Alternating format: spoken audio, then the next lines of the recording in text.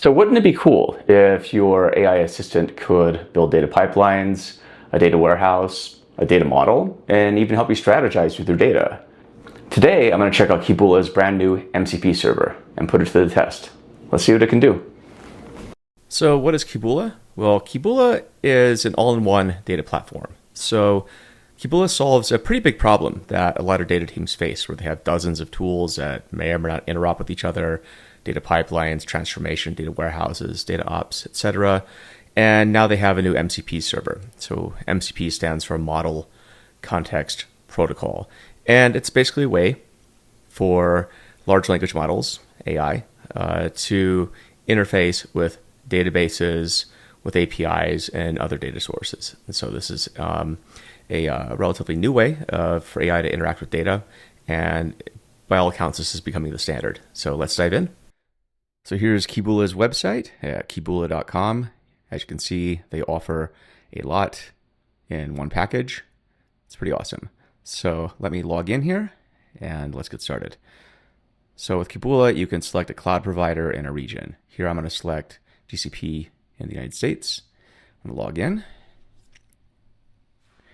and I'm going to sign in here. Okay, Keboola already provided me with my own MCP sandbox, so I'll click in here. And here's what your environment looks like. Got dashboards, flows, components, templates, and so forth. It's pretty awesome. So now we're going to check out the MCP server. So we go into project settings and then MCP server. And as you can see, you have a variety of options for connecting Keboola to your MCP, including a Claude and Cursor and Windsurf.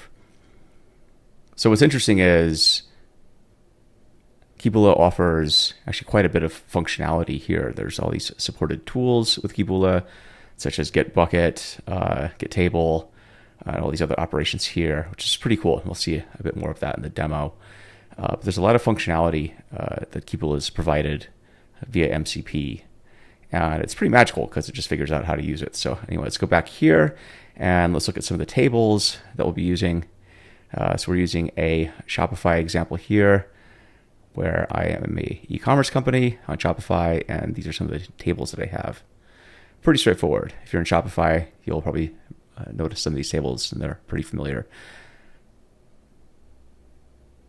And again, you can drop down and look at the tables there. So let's get into it. I have Claude open here, and I'm going to connect Claude to Keboola.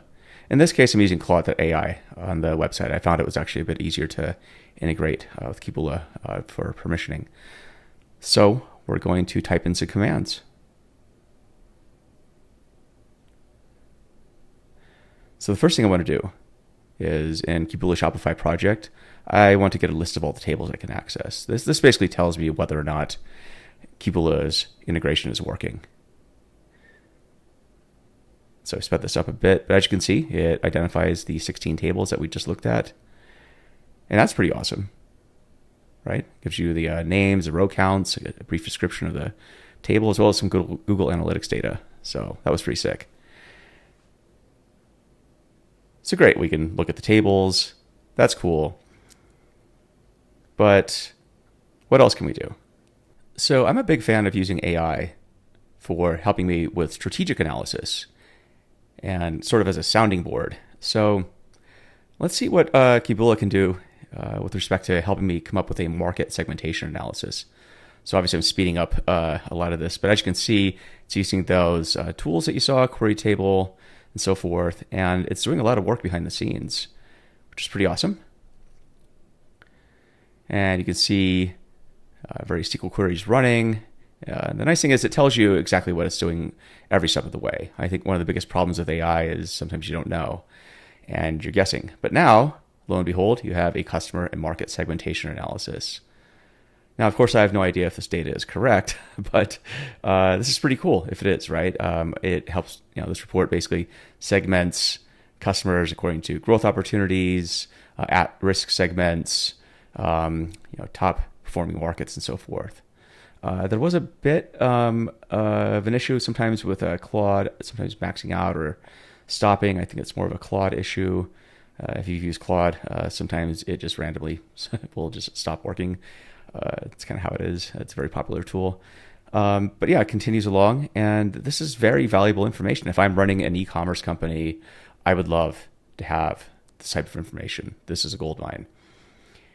And to basically ask it, what I just do, like a one sentence question, basically, or a one sentence request, and to get all this information out of the data, that is in Keboola. That's pretty awesome. So by the way, Keboola stores the data in its own BigQuery instance.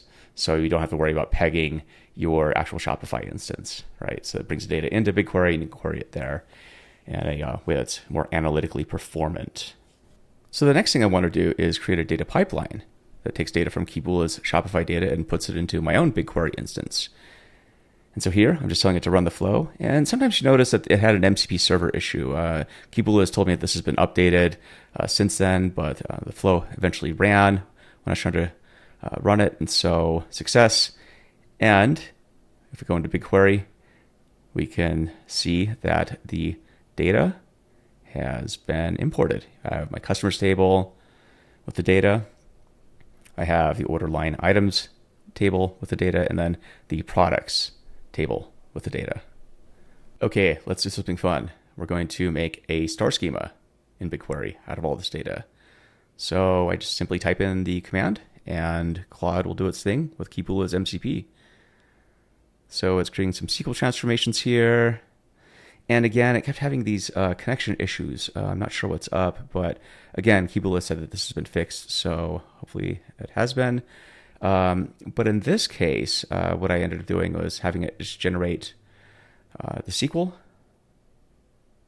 which is very handy in itself, right? To write that on your own would take a very long time.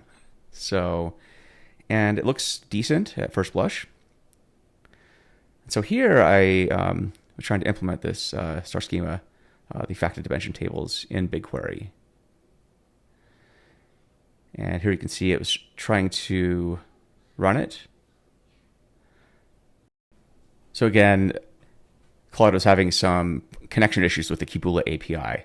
But I took the SQL script as it recommends, and I just simply copied it, kind of the old school way. Nothing wrong with that, right? I got some SQL, which is pretty nice. Again, to write that by hand would have taken a long, long time, including all the extra stuff, right? So you got some summary views for analysis down there and so forth. But let's, and here I actually tried creating the tables before, but let me just go through and run this again. And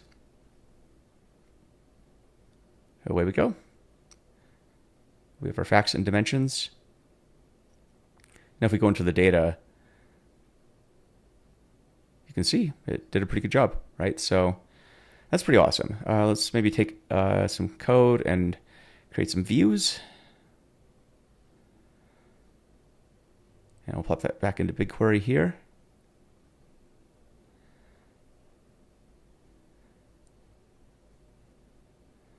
And let that run.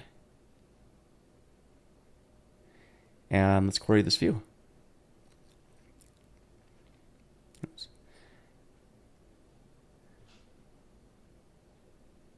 So I'm just going to do a select star from that, which in BigQuery can be kind of risky sometimes, right? Because you don't know how much data you're querying. But in this case, it's pretty small, 261 rows, not that much data.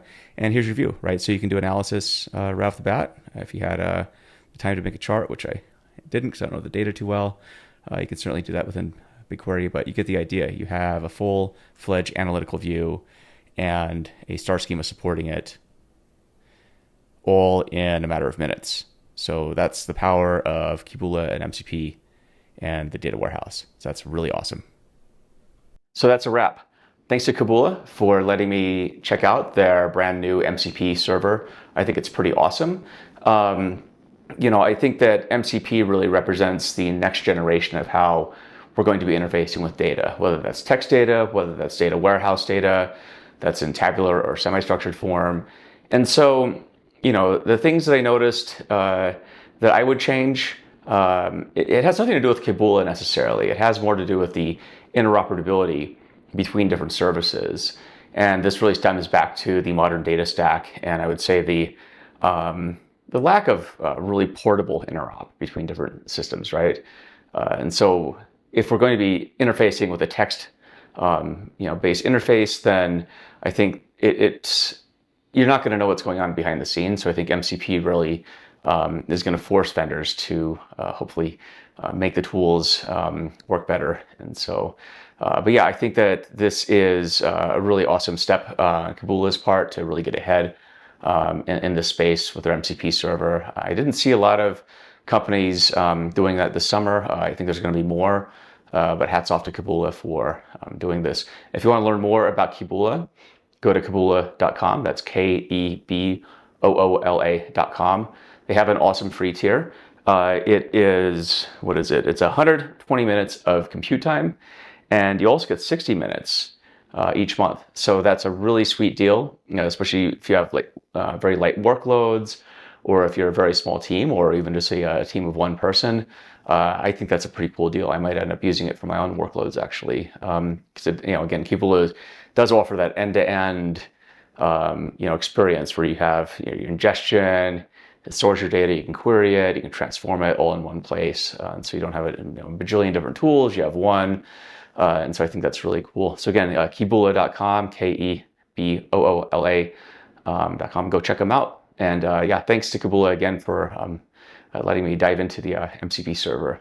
Thank you. And if you like this content, please share the video, like and subscribe.